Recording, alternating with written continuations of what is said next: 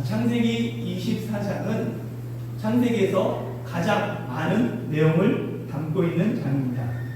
창세기 23장 사라의 죽음과 장례를 통해 구속사의 한 시대가 끝나고 새로운 시대가 등장하는 게 창세기 24장입니다.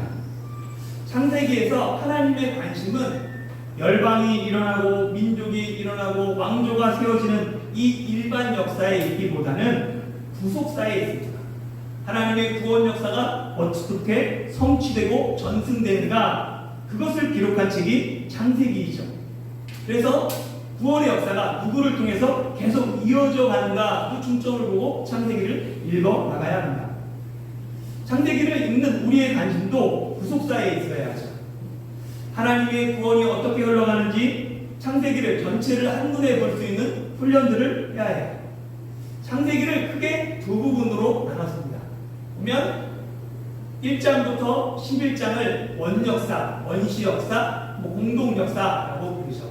그리고 12장 아브라함의 부르심부터 50장까지를 족장역사, 족장사라고 부릅니다. 이 원역사는 네 가지 사건으로 되어 있어요. 창조, 타락, 홍수, 바벨론.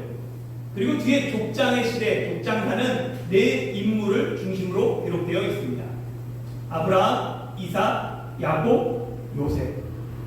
그중 이 창세기 24장은 구속사의 중심이 아브라함에게서 이삭으로 넘어가는 이 과도기를 담고 있는 거예요. 그래서 창세기 24장은 서론, 본론, 결론 세 부분으로 되어 있죠. 서론은 뭐냐면 아브라함이 이삭의 아내 찾는 일을 종에게 맡기는 그 과정 1절부터 9절까지가 서론입니다. 본론은 아브라함의 종과 리브가가 만나는 한 부분과 아브라함의 종과 리브가 가문이 만나는 두 개로 나눠져 있어요. 그리고 결론은 이삭과 리브가의 결혼이죠. 우리는 지난주에 아브라함의 종과 리브가의 만남까지 27절까지를 살펴봤습니다. 그래서 오늘은 본론의 두 번째를 살펴봐야 되는데 이게 너무 길어서 그 중에 49절까지 살펴보고 다음 주에 이어서 뒷부분과 결론 부분을 살펴보고자 합니다. 함께 28절부터 31절 같이 한번 다시 읽어볼까요? 시작! 소녀가 달려가서 이 일을 어머니 집에 알렸더니 리브가에게 오라비가 있어 그의 이름은 나반이라. 그가 우물로 달려가 그 사람에게 이르러 그의 누이의 코걸이와 그 손의 손목걸이를 보고 또 그의 누이 리브가가 그 사람이 자기에게 이같이 말하더라 함을 듣고 그 사람에게로 나아가니라. 그때 그가 우물가 낙타 곁에 서 있더라. 나반이 이르되 여호와께 복을 받은 자여 들어오소서. 어찌 밖에 서 있나이까. 내가 왕과 낙타의 처소를 준비하였나이다. 아멘. 제가 30절까지 읽었는데 많이 읽었네요. 제가 국경에서 새벽 예배를 드리러 갈 때 보면 뒤에서 낯선 발걸음 소리가 들리면 두려운 마음이 들어요. 5시 새벽 예배를 드리기 위해서는 인도해야 되니까 4시 반에 새벽 예배 장소로 갑니다. 당시에는 한인 식당에서 예배를 드렸어요. 그 시간에 웬만하면 거리에 사람이 없습니다. 그런데 가끔 술 마시고 배회하는 분들이 있어요. 그런데 하필 그분이 제 뒤에서 또먹또먹 따라오면 아무도 없기 때문에 두려운 마음이 들어요. 그때는 발걸음을 빨리 해서 예배 장소로 가든가 아니면 아예 발걸음을 늦춰서 뒷사람을 제 앞으로 보내고 제가 뒤에 따라가 보냈습니다. 리브가는 날이 어두워지는 저녁에 혼자 물을 기르기 위해 우물로, 성곽에 있는 우물로 나와요. 그런데 갔더니 우물 곁에는 낙타가 있고 낯선 사람들이 모여 있습니다. 호기심도 이렇지만 리브가는 묵묵히 주어진 일을 감당하죠. 우물로 내려가서 양동이에 물을 빌어 옵니다. 올라왔더니 근데 갑자기 한 사람이 자기에게 달려와요. 그리고 물동이에 물을 마시게 해달라고 청합니다. 일반적으로 여성이 저녁 때 낯선 남자가 등장하면 경계하거나 두려움을 느낍니다. 결혼 정년기에 있는 여성이 낯선 남자의 요구에 선뜻 대응하는 것도 쉬운 일은 아니에요. 그런데 리브가는 낯선 남자에게 적극적으로 물동이를 내어줘요. 그리고 한술 더 떠서 스스로 낙타들에게 물을 떠서 마시게 하겠다고 나섭니다. 낯선 사람은 리브가에게 네가 누구의 딸인지 묻고 금 코골이 한 개와 금 손목걸이 한 쌍을 주지요. 리브가는 아브라함의 동생인 나홀의 손녀였습니다. 이에 기도에 응답하신 하나님을 찬양하는 게 지난주까지 내용이에요. 이 놀라운 일을 전하기 위해 리브가는 어머니 집으로 달려갑니다. 17절에 보면 아브라함이 리브가를 보고 달려갔던 것처럼 이번에는 리브가가 아브라함의 종이 왔음을 집으로 달려가서 전합니다. 그리고 리브가의 이야기를 들은 그 리브가의 오라버인 나반이 이번에는 아브라함의 종을 다시 영접하기 위해서 또 다시 달려가죠. 오늘까지 달려가다라는 이 원어는 시브리어 루츠입니다. 이것은 어떤 목적을 가지고 서둘러 뛰다라는 의미예요. 그러니까 창세기 24장에 세 사람이 달려가는데 종도 리브가도 나반도 하나의 목적을 위해 달려갔다는 거예요. 그 목적이 뭐냐면 이삭의 결혼입니다. 그 목적을 위해서 종도 리브가도 나반도 각자 주어진 자리 가운데서 부지런히 뛰어다녔어요. 그로 말미암아 이삭이 결혼이 가능했습니다. 곰곰이 생각해보면 이삭은 스스로 배우자를 찾아서 결혼할 수 있는 성격이 아니에요. 이삭은 적극적이고 진취적인 성격이 아닙니다. 수동적이고 순종적이에요. 성경에 보면 이삭의 성격을 나타내는 두 가지 사건이 있습니다. 첫 번째는 아버지 아브라함이 이삭을 번제로 드리려고 했을 때, 그때 이삭의 나이가 최소 사춘기, 청소년, 근데 반항하는 모습이 보이지 않아요. 아니면 청년 때라고 봤으면 혈기왕성한 활동성이 보이지 않습니다. 이삭은 그저 아버지가 칼을 내리치는 그 상황에서 차분하게 죽음을 기다리고 있었어요. 그런 성격이고 그런 인물입니다. 이삭의 성격을 알 수 있는 두 번째 사건은 창세기 26장에 나와요. 블레셋 사람들과의 갈등이죠. 이삭이 흉년으로 말미암아 그랄 땅으로 이주했어요. 그래서 그곳에서 농사를 졌다가 거부가 됩니다. 외지인이 들어와서 거부가 되니까 블레셋 사람들이 이삭을 시기합니다. 블레셋 사람들은 아브라함이 판 우물들을 메우고는 이삭을 쫓아내요. 이에 이삭은 묵묵히 그 땅을 떠나 새로운 곳으로 이주합니다. 이삭은 문제가 생기고 갈등이 생기면 그 문제를 회피하는 성격이에요. 이삭은 죽음 앞에서도 차분하고 순종적이며 수동적이고 문제를 일으키지 않는 성격이에요.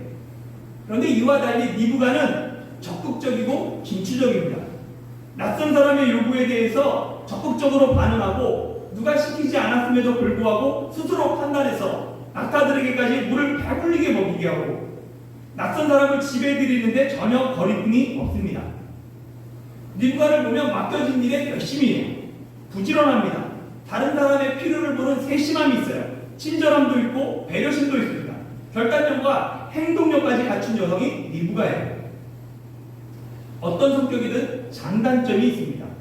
리브가의 성격이 장점이 될 수도 있지만 단점이 되기도 하죠. 적극적인 것, 어떻게 보면 깊게 생각하지 않고 행동한다는 의미이기도 해요. 즉흥적으로 행동한다는 의미가 되죠.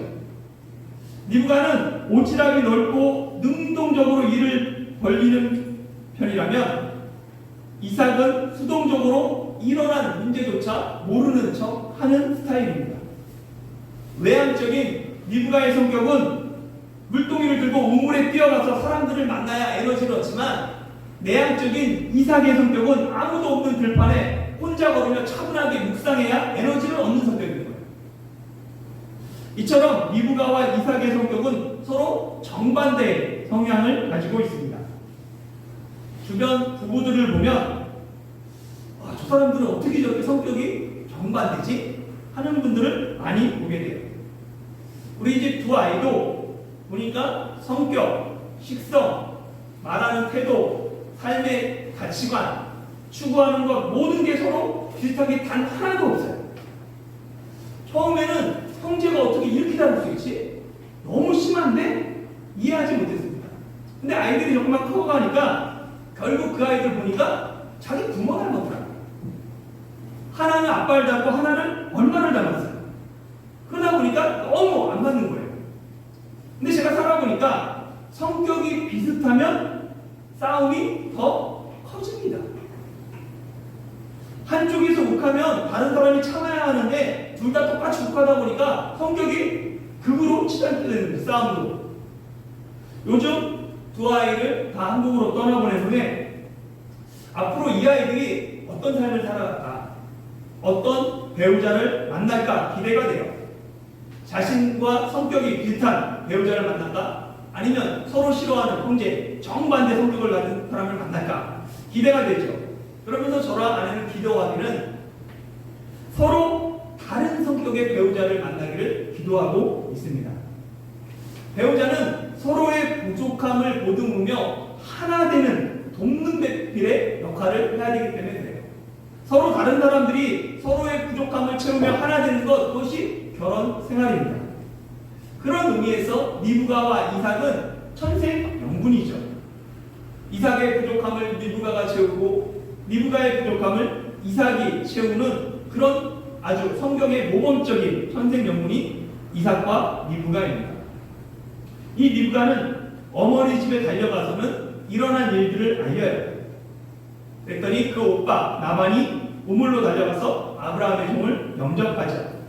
그리고 종을 집으로 들이고는 종과 함께 온 사람들의 발 씻을 물을 주고 음식을 대접합니다. 우리가 앞에 살펴봤지만 헤브론에서 하란까지 약 800km의 거리에 있어요. 그 긴 여행을 20일이 넘는 그 여행을 통해서 지치고 피곤한 사람들에게 가장 필요한 것, 발 씻을 물과 따뜻한 음식입니다. 종이 기도한 대로 순적하게 여기 도착했고 리브가를 만났어요. 모든 것이 하나님의 은혜였죠. 하나님의 사자가 앞서서 모든 것을 준비해 놓으셨어요. 그렇게 이제 종은 우선 허기진 배를 채우고 충분히 휴식을 취한 후 천천히 이삭의 결혼 이야기를 꺼내도 결코 문제가 되지 않습니다. 오히려 남의 집에 처음 방문하자마자 다짜고짜 혼담 이야기를 꺼내는 건 예의가 아닌 거죠. 그런데 종은 33절에 뭐라고 얘기하냐면 내가 이 일을 진술하기 전에는 먹지 아니하겠나이다 라고 말합니다. 종은 결례를 무릅쓰고 음식보다 내가 누구이며 내가 왜 이곳까지 오게 되었는지를 먼저 밝히고자 해요. 그래서 여기 보면 내 일이라고 번역되어 있는 그 시브리어는 따바르입니다. 따바르가 말씀이라는 뜻이에요. 그래서 히브리인들은 이를 하나님의 명령으로 받아들이는 거예요. 지금 내가 하고 있는 일, 이거 하나님의 명령이다. 하나님의 말씀이다. 라고 최선을 다합니다. 이런 사상이 신약시대 그리스도인들에게도 있었어요. 그래서 사도 바울은 에베소 교회와 골로새 교회에 쓴 편지에 뭐라 하냐면 종들을 권면할 때 뭐라고 하냐면 이렇게 얘기합니다. 육체의 상전에게 순종하기를 그리스도께 하듯 하라. 무슨 일을 하든지 마음을 다하여 죽게 하듯 하라. 라고 말합니다.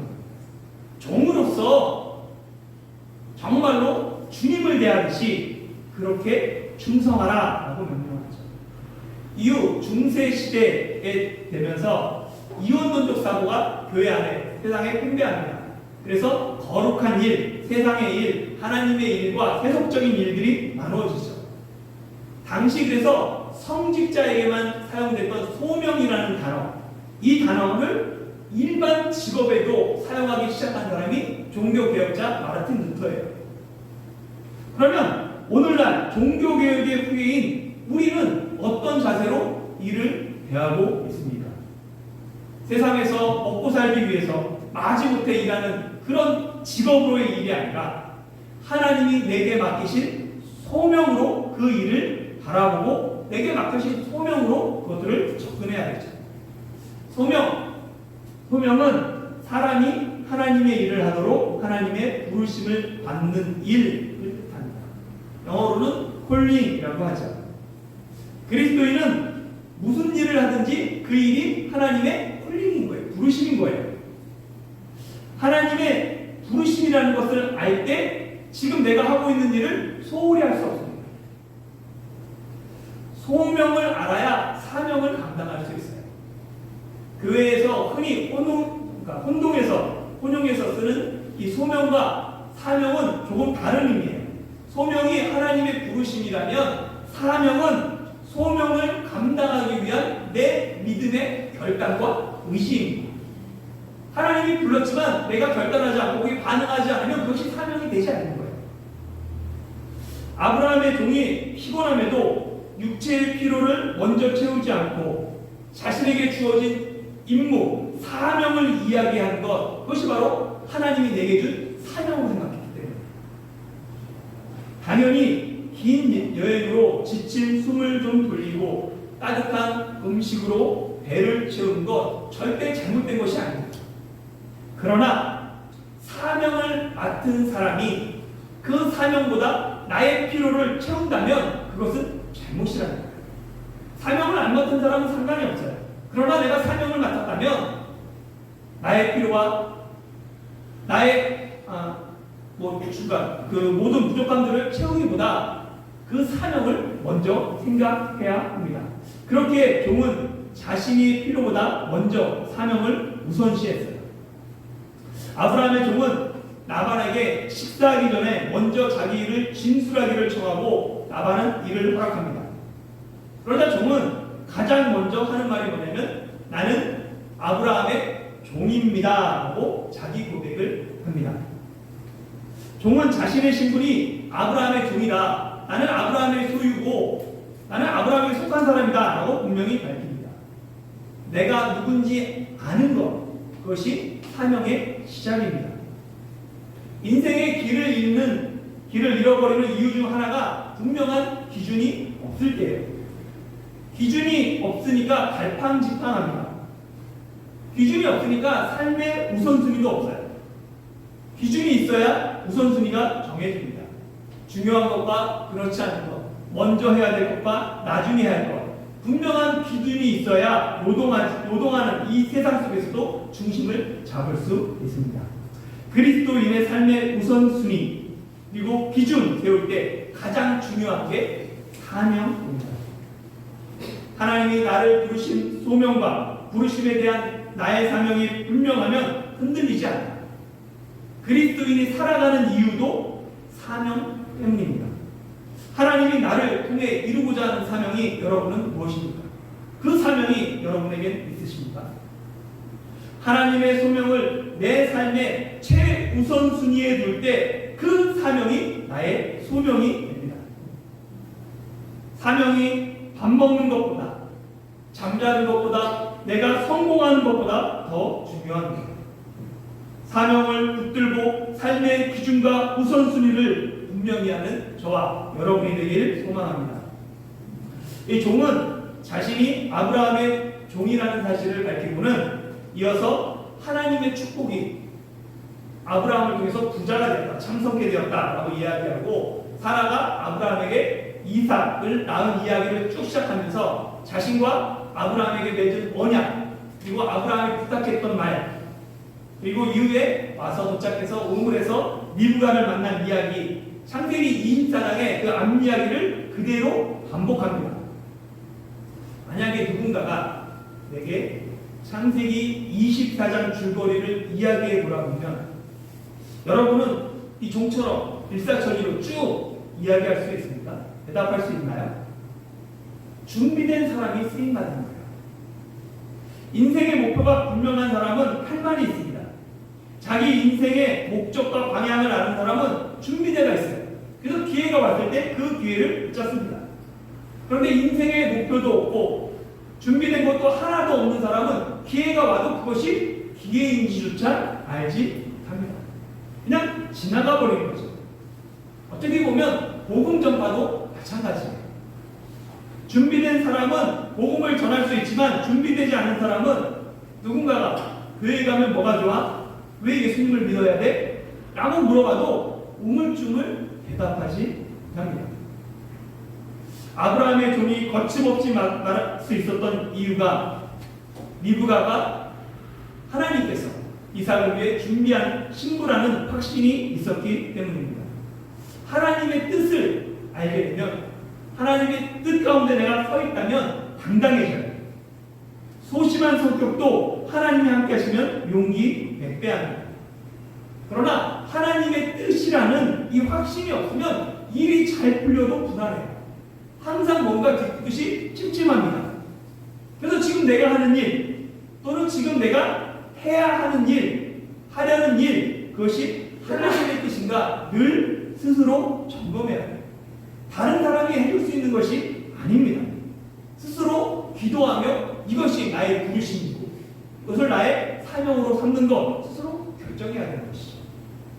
아브라함의 종은 48절까지 하나님의 인도하심을 쭉 진술하고는 49절 마지막에 결단을 촉구합니다. 같이 한번 49절 읽어볼게요. 시작. 이제 당신들이 인자함과 진실함으로 내 주인을 대접하려거든 내게 알게 해 주시고 그렇지 아니할지라도 내게 알게 해 주셔서 내가 오로든지 좌로든지 행하게 하소서. 아멘. 이 종은 당신들이 하나님의 인자함과 진실함을 내 주인 아브라함에게 대접한다면, 그러니까 내가 결혼을 찬성한다면 내게 알려주고, 만약에 반대해도 내게 알려줘라. 그래야지 내가 어느 쪽으로 행할지, 어떻게 할지, 다른 데 찾아볼지 결정하겠다라고 당당하게 이야기합니다. 이 49절에 인자함과 진실함, 이 단어는 27절에 보면 사랑과 성실로 같은 단어로 쓰여 있어요. 그래서 보면 이게 앞에 인자, 성실은 헤세드입니다. 히브리 헤세드는 어진 마음으로 남을 사랑하는 마음, 다른 사람을 사랑하는 마음이 헤세드인데, 이게 하나님 앞에 가장 많이 성경에 쓰이죠. 하나님이 사람을 사랑하는 마음, 헤세드로 쓰이는데, 보면 한글 성경에서는 인애, 자비, 사랑, 인자, 긍휼, 은혜 등 다양한 언어로 번역되어 있어요. 그리고 뒤에 나오는 에메트는 기도할 때 사용하는 아멘의 어근입니다. 그래서 진실하다, 진리, 성실, 정직, 안전함, 확고한 등으로 번역하고 있습니다. 그래서 이 헤세드와 에메트가 함께 사용될 때는 중언법이라고 그러죠. 두 개의 명사가 접속사를 통해서 연결돼서 하나의 수거처럼 되는 거예요. 그때는 신실한 사랑이라는 의미로 사용됩니다. 그러니까 뭐냐면 종은 하나님이 아브라함에게 신실한 사랑을 베풀었던 것처럼 이제 리브가의 아버지와 오라버니가 아브라함에게 신실한 사랑을 베풀어 주기를 구합니다. 그래서 결단을 촉구하면서 오늘 본문이 끝이 나죠. 사랑하는 성도 여러분, 종은 이삭의 결혼을 위해 리브가의 가문에 매달리거나 간청하지 않았습니다. 당당하게 아브라함의 의지를 전하며 그 결과를 하나님께 맡겼습니다. 종이 당당할 수 있었던 이유, 이삭과 리브가의 결혼이 하나님의 뜻이다, 하나님의 섭리가 있다라는 것을 확신했기 때문입니다. 하나님의 부르심을 알고 그 부르심을 내 삶의 이유로 삼는 사명자는 어디서든지 언제든지 당당하게 승리를 외칠 수 있습니다. 하나님이 부르신 자리에서 사명자로 당당하게 주어진 삶을 살아가는 저와 여러분이 되시길 예수님의 이름으로 축원합니다.